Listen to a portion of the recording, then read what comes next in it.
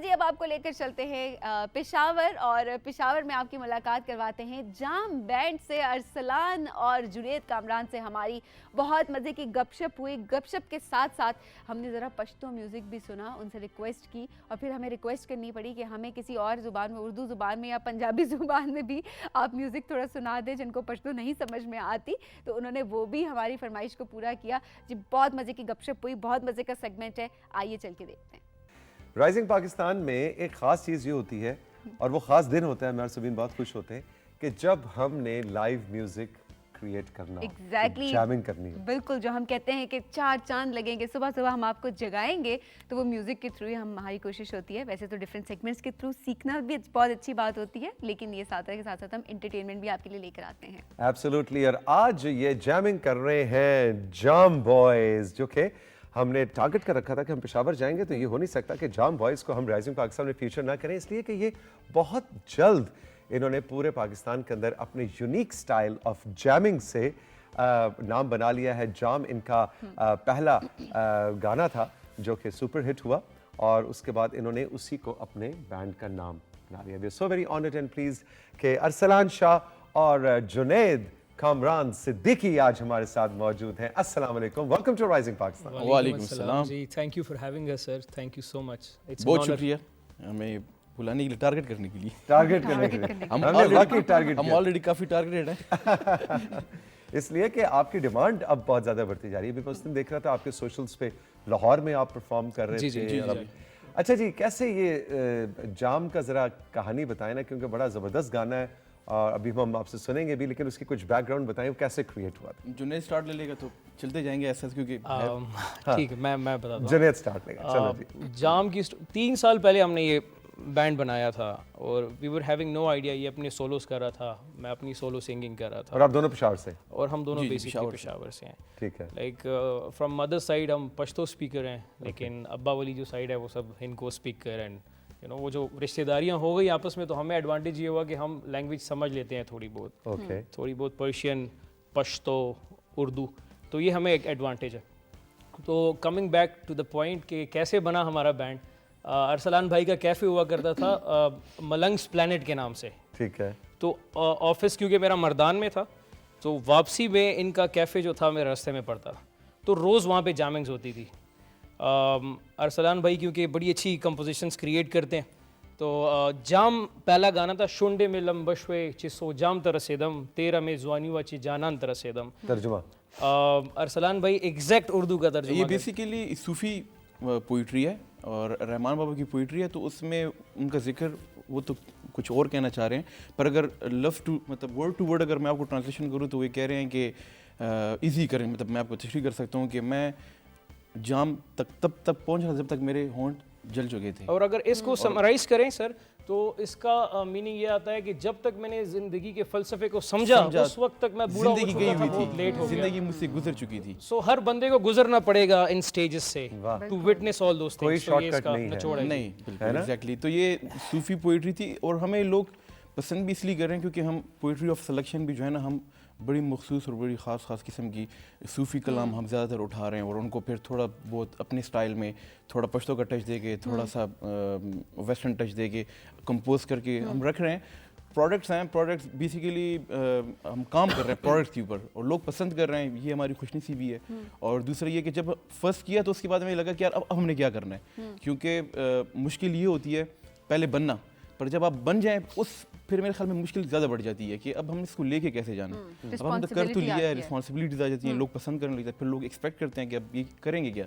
तो उसके बाद फिर हम बैठे और हम लोगों ने इस चीज़ को प्लान किया, नाम क्या रखेंगे, दोनों मिल के काम करेंगे। पहला गाना जैसे ये गा रहे थे तो मैं गिटार था मेरे हाथ में, तो मैंने कहा यार बड़ी अच्छी ट्यून है।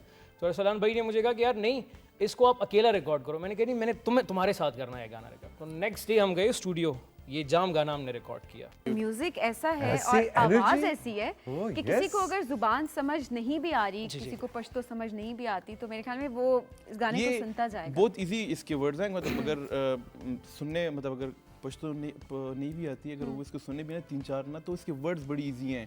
रास्ता लारा, ये वो ना समझ आ जाती है। सलाम, ये कहना क्या चाह रहे हैं, दरता दिलबर सलाम। अगर आप इसकी ओरिजिनल बीट को भी सुनेंगे तो वो लुड्डी वाली बीट हमने इसमें फ्यूज की है। हाँ, तो exactly. जो हमें कराची से या जो भी उर्दू स्पीकर है, पंजाबी स्पीकर्स, वो हमें फीडबैक देते हैं, तो वो रिलेट कर सकते हैं म्यूजिक से। Exactly. क्योंकि हमने पूरा बचपन, like my date of birth is 92 और ये भी मेरे एज ग्रुप का है, तो हमने वो सेम म्यूजिक सुना है। तो हम एनालाइज करते हैं थोड़ा सा। हमारा ये है कि 6-7 मंथ्स के बाद एक ट्रैक आता है।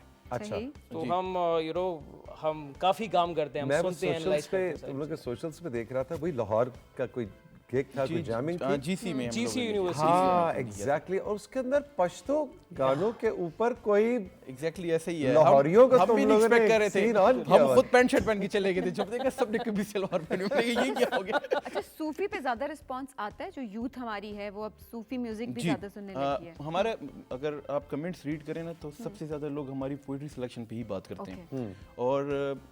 और अगर आप हमसे पूछे ना कि हमें कौन से एज वाली सुनते हैं, तो हमें खुद नहीं पता, क्योंकि अब तक हमें देखा है हमें बच्चे भी सुन रहे हैं और जो ओल्ड एज हैं 60-70s वो भी सुन रहे हैं। ज्यादातर बच्चे हैं, ज्यादातर हमारे बच्चे 8-9 इयर्स ओल्ड किड, हमें मैसेजेस, उनकी मदर्स के मैसेज आ जाते हैं। फील सो ग्रेट, बहुत अच्छा लगता है हमें।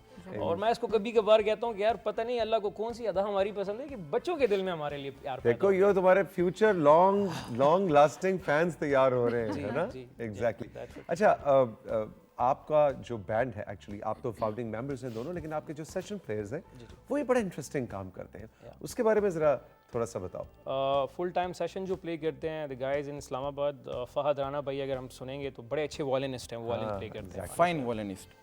और वायलिन बहुत कम अंडरग्राउंड रॉक पॉप बैंड्स के अंदर वायलिन बहुत कम इस्तेमाल होता है, बहुत कम यूज हो रहा है। और हमारा मतलब हमने एक 2 सॉन्ग में हमारी यूज हुआ था वायलिन, तो फिर कॉन्सर्ट पे हमने कहा कि लोग वायलिन को ज़्यादा पसंद कर रहे हैं, तो वो जब वायलिन की आवाज़ जैसी कॉन्सर्ट ये वो, तो हमारे सिग्नेचर प्रोडक्ट्स, ऑब्वियसली लोग हमें अपने सिग्नेचर सॉन्ग्स के लिए बनाते हैं, मतलब 4-5 हमारे सिग्नेचर प्रोडक्ट्स हैं। Exactly. तो वो हमें परफॉर्म करने ही होते हैं, हमारा दिल अच्छा हो बुरा आवाज़ उसमें निकल रही है, मेन नहीं निकल इंट्रो रही। जो हमने सेगमेंट्स बनाए वो ही वायलिन पे हैं, तो हमें फिर रखना पड़ा कि यार वायलिन फुल टाइम हमारे साथ लाइफ में होना चाहिए।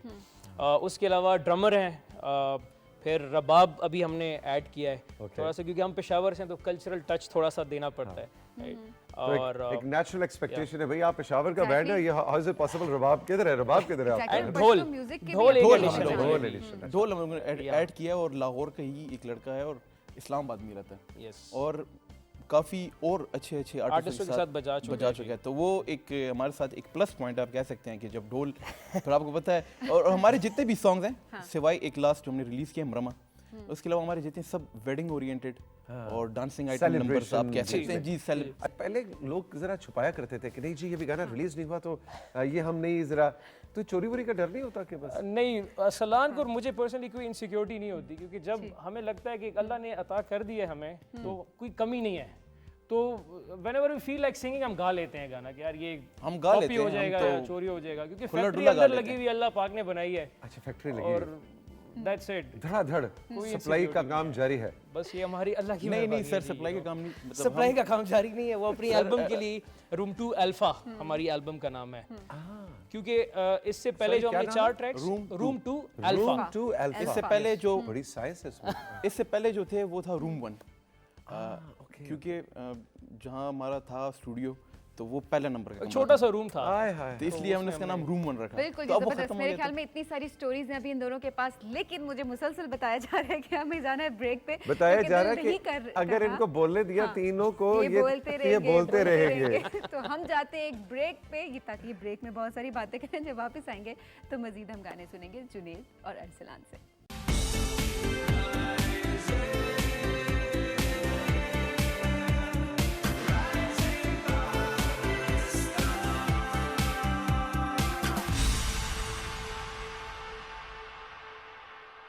जाम बॉयज हैं आज राइजिंग पाकिस्तान के सेट्स पे, मेरे सवीन के साथ यहाँ पीटीवी पेशावर सेंटर में म्यूजिक खेल रहे हैं हम। लाइव म्यूजिक क्रिएट हो रहा है, पश्तो, हिंद को, फारसी, पर्शियन, उर्दू, पंजाबी, मुख्तलिफ ज़बानों में गाते हैं, और यही एक इंटरेस्टिंग फैक्टर है जो बहुत ही कम वक्त में आपको प्रोमिनेंस में लेके आ गया है। अच्छा जी, प्लानिंग कैसे होती है कि आज मेरा दिल कर रहा है कि मैं हिंद को गाना बनाऊं, how does it work? Basically कोई प्लान नहीं होता, जिस तरह से हमारे 4 गाने 5 गाने बने, बड़ा स्पॉन्टेनियसली होता है हमारा scene, कि यार आज मिल लिया स्टूडियो में, लेट्स जैम।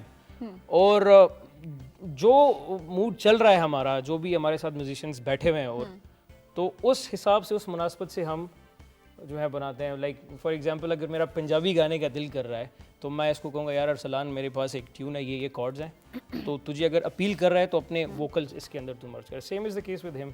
तो इस तरह से दैट्स हाउ वी वर्क। कोई लाइक प्लान नहीं, हम प्लान करके नहीं चल रहे अभी तक।